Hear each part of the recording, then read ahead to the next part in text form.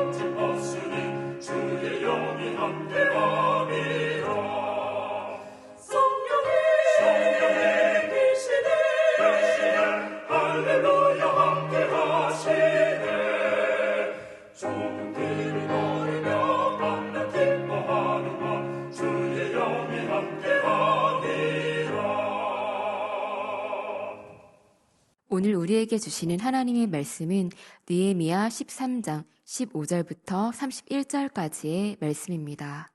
그때 내가 본즉 유다에서 어떤 사람이 안식일에 술틀을 밟고 곡식단을 나귀에 실어 운반하며 포도주와 포도와 무화과와 여러 가지 짐을 지고 안식일에 예루살렘에 들어와서 음식물을 팔기로 그 날에 내가 경계하였고 또 두롯 사람이 예루살렘에 살며 물고기와 각양 물건을 가져다가 안식일에 예루살렘에서도 유다 자손에게 팔기로 내가 유다의 모든 귀인들을 꾸짖어 그들에게 이르기를 너희가 어찌 이 악을 행하여 안식일을 범하느냐 너희 조상들이 이같이 행하지 아니하였느냐 그래서 우리 하나님이 이 모든 재앙을 우리와 이 성읍에 내리신 것이 아니냐 그럼에도 불구하고 너희가 안식일을 범하여 진노가 이스라엘에게 더욱 심하게 임하도록 하는도다 하고 안식일 전 예루살렘 성문이 어두워갈 때에 내가 성문을 닫고 안식일이 지나기 전에는 열지 말라 하고 나를 따르는 종자 며칠 성문마다 세워 안식일에는 아무 짐도 들어오지 못하게 하였으므로 장사꾼들과 각양 물건 파는 자들이 한두 번 예루살렘 성 밖에서 잠으로 내가 그들에게 경계하여 이르기를 너희가 어찌하여 성 밑에서 자느냐 다시 이같이 하면 내가 잡으리라 하였더니 그 후부터는 안식일에 그들이 다시 오지 아니하였느니라. 내가 또 레위 사람들에게 몸을 정결하게 하고 와서 성문을 지켜서 안식일을 거룩하게 하라 하였느니라. 내 하나님이여 나를 위하여 이 일도 기억하시옵고 주의 크신 은혜대로 나를 아끼시옵소서.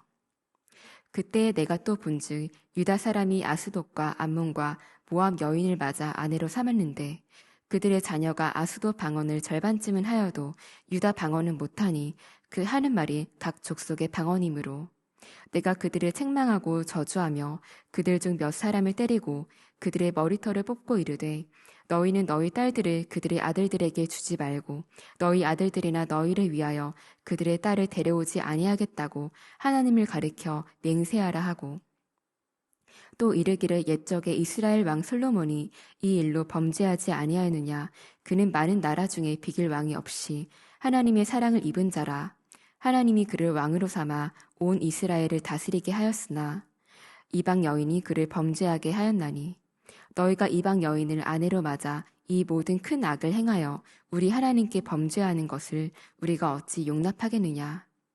대제사장 엘리야십의 손자 요야다의 아들 하나가 호론 사람 산발랏의 사위가 되었으므로 내가 쫓아내어 나를 떠나게 하였느니라. 내 하나님이여 그들의 제사장의 직분을 더럽히고 제사장의 직분과 레위 사람에 대한 언약을 어겼사오니 그들을 기억하옵소서. 내가 이와 같이 그들에게 이방 사람을 떠나게 하여 그들을 깨끗하게 하고 또 제사장과 레위 사람의 반열을 세워 각각 자기의 일을 맡게 하고 또 정한 기한에 나무와 처음 익은 것을 드리게 하였사오니 내 하나님이여 나를 기억하사 복을 주옵소서. 아멘. 하나님의 말씀입니다. 하나님 아버지, 저희가 주님의 음성을 사모하는 마음으로 이 새벽 예배의 자리에 나왔습니다. 저희가 죄인 되었을 때에 예수 그리스도 보혈의 피로 깨끗이 씻겨주시고 저희가 더 이상 정죄함 없이 하나님께 담대히 나아갈 수 있게 하심에 감사합니다. 오늘 하실 말씀에 귀 기울이오니 저희의 귀를 열어주셔서 하나님의 말씀을 들을 수 있게 하소서. 또한 믿음의 눈을 열어주셔서 늘 저희와 함께 걸어가시는 예수 그리스도를 바라볼 수 있게 하옵소서. 지금도 성령으로 함께하고 계시는 예수님의 이름으로 기도드립니다. 아멘. 샬롬. 여러분, 이 아침 말씀으로 또 예배로 함께 하나님께 나아감이 기쁨입니다. 오늘 본문은 느헤미야서의 마지막 부분입니다. 느헤미야는 바벨론 포로 생활을 끝내고 돌아온 백성들에게 성벽을 다시 세우게 하였는데요. 그뿐 아니라 백성들의 신앙도 다시 세웠습니다. 이스라엘의 공동체됨, 또 이스라엘 정체성은 하나님을 향한 신앙에 있기 때문입니다. 지나가다가 저희가 교회 건물을 볼 때 우리는 여기 교회가 있네 라고 이야기를 합니다. 그런데 여러분, 마침 그 건물만 있고 예배가 없다면 그래도 교회라고 말할 수 있을까요? 아니면 이사를 왔는데 옆집 현관문에 땡땡 교회라고 스티커가 붙여 있다고 합시다. 그런데 매일 밤마다 옆집에서 싸우는 소리가 들리고 층간소음 때문에 밑에 집에서는 자주 올라오는 모습을 보고 또 엘리베이터에서 마주친다면 안 좋은 일이 있었는지 매번 표정을 찌푸린 걸 보게 된다면 우리가 그래도 그 사람들을 보면서 교회 다니는 사람이라고 말할 수 있을까요? 안 믿는 사람들이라도 그 사람들을 본다면 교회 다니는 사람이 왜 저래? 라고 이야기할지도 모르겠습니다. 그만큼 교회라는 것, 또 그리스도인이라는 것은 단순히 보여지는 한 부분만을 의미하는 것이 아닙니다. 삶 속에서 하나님 자녀다운 그리스도인다운 모습이 나타날 때 우리는 그렇게 얘기할 수 있는 것이죠. 모인 공동체인 교회에서는 또 마음을 다한 예배가 드려져야 하는 것입니다. 그런데 오늘 본문에서는 백성들이 하나님의 자녀답지 않은 모습을 보여줍니다. 하나님이 하신 말씀을 어깁니다. 18절 말씀입니다. 너희 조상들이 이같이 행하지 아니하였느냐. 그래서 우리 하나님이 이 모든 재앙을 우리와 이 성읍에 내리신 것이 아니냐. 그럼에도 불구하고 너희가 안식일을 범하여 진노가 이스라엘에게 더욱 심하게 임하도록 하는도다 하고.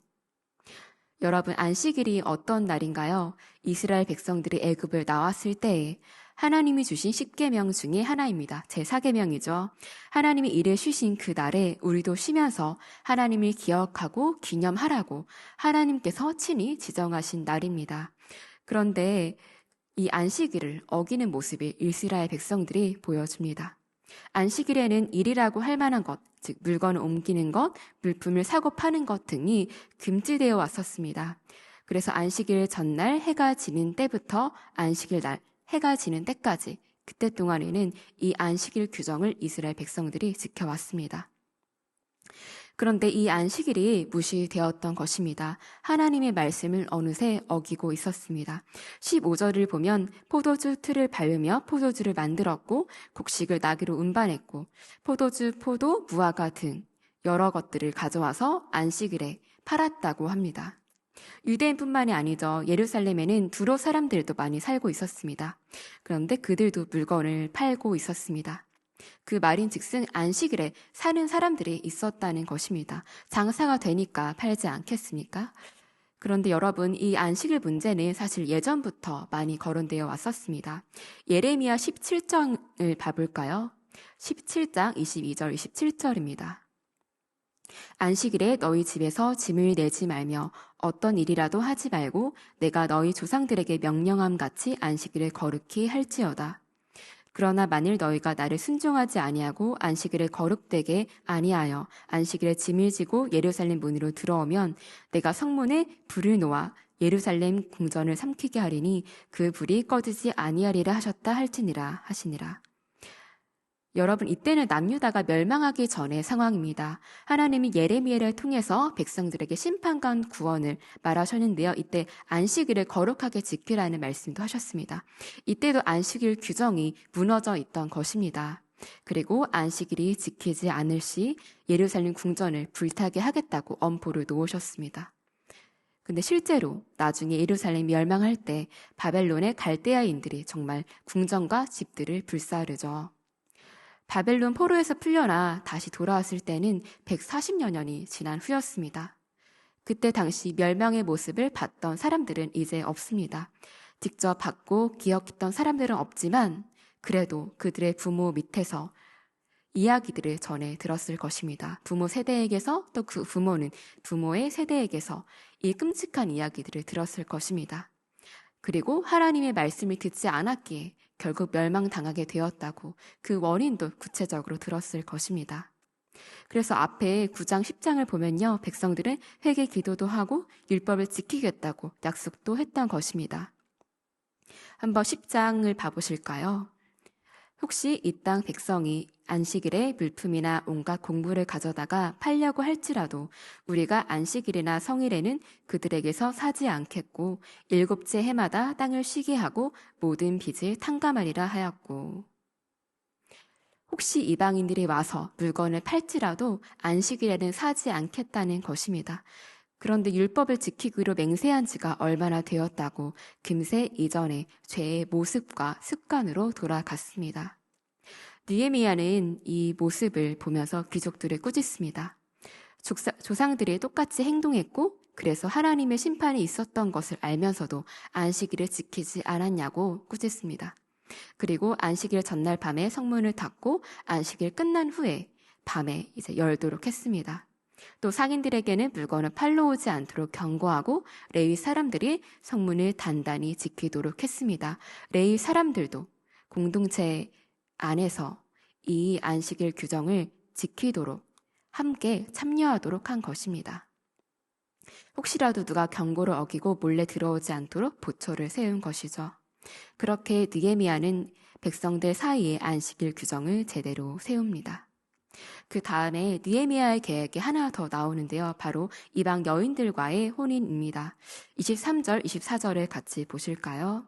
그때 내가 또 본즉 유다 사람이 아스돗과 암몬과 모압 여인들을 맞아 아내로 삼았는데 그들의 자녀가 아스돗 방언을 절반쯤은 하여도 유다 방언은 못하니 그 하는 말이 각 족속의 방언이므로. 유다 사람들이 이방의 아스돗, 암몬, 모압 여자들과 혼인을 했다고 합니다. 그리고 그 가정의 자녀들 중 절반은 유다 말을 못한다고 합니다. 이방 말을 한다는 거죠.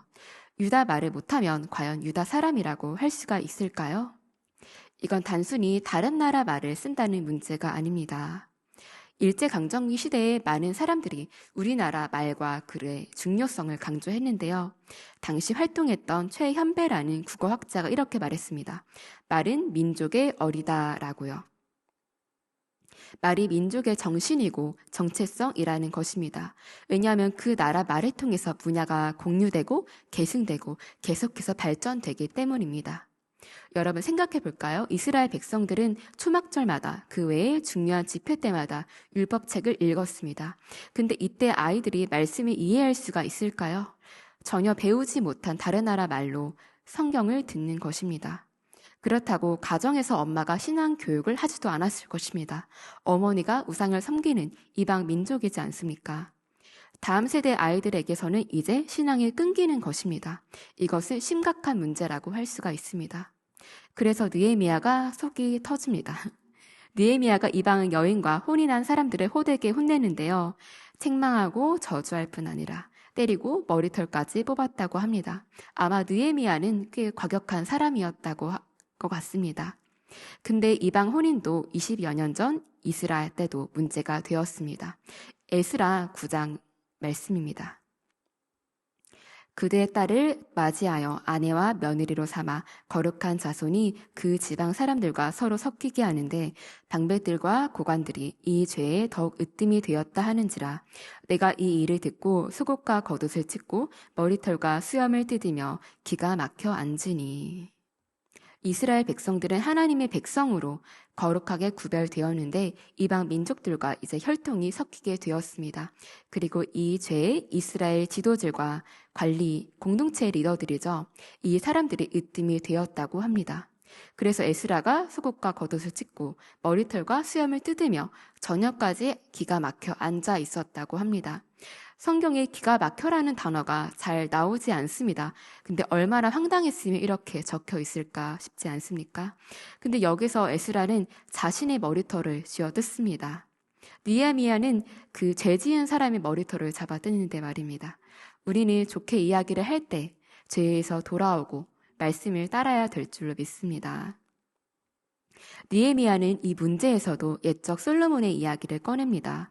다윗 왕 때에 영광스러웠던 이스라엘이 조금씩 내리막길을 걷게 된 것이 어느 때부터입니까? 바로 솔로몬 때부터입니다. 솔로몬이 이방 여인들을 맞이하기 시작했을 때부터입니다. 이때부터 우상이 들어왔고 하나님으로부터 멀어져 갔던 것입니다. 그래서 느헤미야는 이방 혼인을 금하자고 확실하게 이야기를 합니다. 대제사장 집안의 아들이 이방의 호른 여자와 혼인을 했는데요. 대표적으로 그를 이스라엘 공동체에서 쫓아냅니다. 아무리 민족의 지도자이지만 느헤미야는 평신도입니다. 하지만 가차없이 그 사람을, 제사장 집안 사람을 쫓아낸 것입니다. 하나님께서는 앞서 레위기에서 이렇게 말하셨습니다. 자기 백성 중에서 처녀를 취하여 아내를 삼아 그의 자손이 그의 백성 중에서 속되게 하지 말지니 나는 그를 거룩하게 하는 여호와임이니라. 아멘. 하나님께서는 백성의 제사를 대표하는 제사장들을 향해 더 엄격한 규정을 요구하셨습니다. 하나님께 더 가까이 나아오는 자들이기 때문입니다. 이어 마지막 부분을 보시겠습니다. 29절, 30절에서는 느헤미야가 제사장 직분을 더럽힌 자들의 죄를 기억하시고 자신이 한 개혁들을 기억해 달라고 말합니다. 또 마지막 31절에서는 뗄나무를 바치는 것과 처음 익은 열매를 드리도록 하며 제사를 바르게 세우고자 했다고 말합니다. 또 하나님께 자신을 향해 복을 달라고 구합니다. 오늘 느헤미야 마지막 부분을 살펴보았습니다. 이 마지막 부분은 안식일과 이방 혼인에 대한 개혁 두 가지가 나옵니다. 성도 여러분, 이 개혁들을 보면서 어떤 생각과 마음이 드셨나요? 사실 이 두 가지는 하나님이 이전부터 말씀하셨던 것이고, 그리고 조상들은 지키지 않았습니다. 남유다는 결국 멸망하게 되었죠. 하지만 바벨론에서 돌아온 백성들은 조상들이 지었던 그 죄를 그대로 짓습니다. 그들은 부모 세대로부터, 부모의 부모 세대로부터 하나님이 함께 하셨던 나라를 들었을 것입니다. 그리고 하나님의 자랑스러운 백성으로서 구별되어 살아갔던 이야기도 들었을 것입니다. 하지만 죄를 짓지 않고 살기로 결심했으면서도 하나님의 말씀대로 살아가기로 결심했으면서도 그 결심은 금세 무너지고 맙니다. 눈에 보이는 성벽은 오래 갈지 모르겠지만 하나님을 향한 신앙, 마음은 쉽게 흔들리고 무너지는 것입니다. 하지만 그래도 하나님은 느헤미야를 지도자로 세우셔서 남유다 백성들이 다시금 하나님의 백성이라는 정체성을 세워가도록 하셨습니다. 어느새 무너졌던 규정들을 지적하시고 혼내시고 규정들을 새롭게 세우도록 하십니다. 그렇게 자신의 백성이 죄를 짓다가도 다시금 돌아오게 하셨습니다. 성도 여러분, 우리의 모습은 어떻습니까? 죄, 심판, 회개, 그리고 마침내 하나님의 은혜. 그런데 이 모습이 도돌이표처럼 돌아가고 있진 않으신가요? 우리가 보았던 이 말씀에서 우리의 모습을 우리는 발견하게 됩니다. 주님을 향해 뜨거웠던 우리 마음이, 신앙이 어느덧 금세 식고 죄의 모습으로 돌아가는 걸 우리는 자주 발견하게 됩니다. 매일 목표를 세우면서 신앙의 목표도 세우시는 분들이 있을 것입니다. 올해는 예배와 모임에 빠지지 않고 꼭 참여해야지. 성경 통독 한 번은 해야지. 자기 전에 짧게라도 기도하고 자야지 했다가도 바쁜 일상들이 살다 보면 어느덧 잊어버리고 넘어가게 됩니다. 또 한두 번 그렇게 넘어가고 나면 신앙의 모습이 무너져 있습니다. 하지만 그럼에도 우리가 잊지 말아야 할 것은 하나님께서 여전히 사랑과 인내로 우리를 기다리고 이끄시고 계시다는 것입니다. 심판 후에도 백성들을 다시 데리고 나오셨던 하나님, 다시 성벽을 쌓고 정체성을 쌓게 하시는 하나님입니다. 또 하나님은 지금 믿는 우리 모두에게 성령을 보내주셨고 삶 가운데 매번 말하시고 계십니다. 우리가 다시 하나님께 돌아오기를 늘 기다리고 계십니다.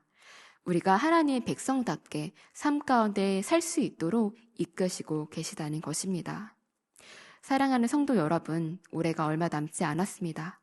우리 성도 여러분이 매 순간 하나님의 이끄심 아래 거룩한 백성들로서 다시금 세워져 가기를 소망합니다. 무너졌던 신앙 가운데 그럼에도 여전히 우리를 사랑으로 바라보시고 이끄시기 원하시는 하나님, 성령으로 말씀하시는 하나님께 우리가 귀를 기울이고 그 귀를 기울인 대로 순종하면서 살아가기를 소망합니다. 예수님이 주신 기도문 주기도문으로 예배를 마치겠습니다. 하늘에 계신 우리 아버지여, 이름이 거룩히 여김을 받으시오며 나라가 임하시오며 뜻이 하늘에서 이루어진 것 같이 땅에서도 이루어지이다. 오늘 우리에게 일용할 양식을 주시옵고 우리가 우리에게 죄 지은 자를 사하여 준 것 같이 우리 죄를 사하여 주시옵고 우리를 시험에 들게 하지 마시옵고 다만 악에서 구하시옵소서. 나라와 권세와 영광이 아버지께 영원히 있사옵나이다. 아멘.